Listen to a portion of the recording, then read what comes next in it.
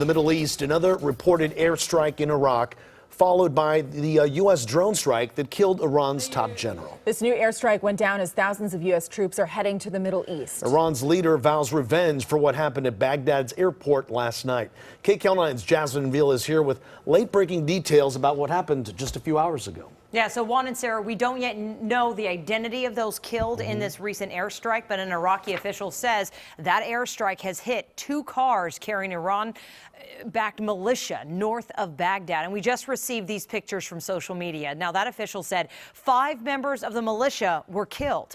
This comes one day after the deadly U.S. attack on the top Iranian general. Most analysts agree that the world is better off with the general gone, but some believe there will be a high price to pay for his death.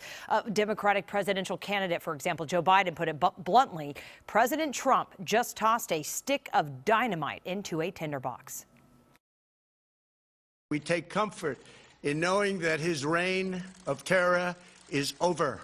President Trump today declared victory in taking out what the White House called one of the world's most wanted men. Soleimani has been perpetrating acts of terror to destabilize the Middle East for the last 20 years. I am ready and prepared to take whatever action is necessary, and that in particular refers to Iran. This move by the Americans was a cowardly terrorist action. Iran Supreme Leader Ayatollah Ali Khamenei warned that a harsh revenge awaits the, quote, criminals who killed Soleimani. Mourners took to the streets of Tehran to mourn the general's death. They also burned the U.S. flag and chanted, "Death to America." Officials told all Americans in Iraq to leave immediately. Nearly 3,000 more Army troops are on their way to the Middle East. Marines scrambled to reinforce the U.S. Embassy in Baghdad, the site of the New Year's Eve uprising in which thousands stormed the compound. While some world leaders praised the airstrike, President Trump deserves all the credit for acting swiftly, forcefully, decisively. others expressed concern about where this will take the U.S. This is how you, when nobody seeks war, end up in a war. This morning, we could be on the brink of a new kind of major conflict in the Middle East. The world's a much safer place today.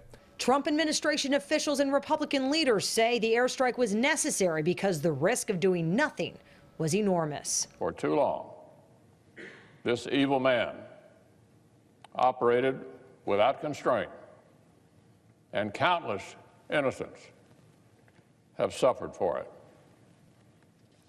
Now his terrorist leadership has been ended.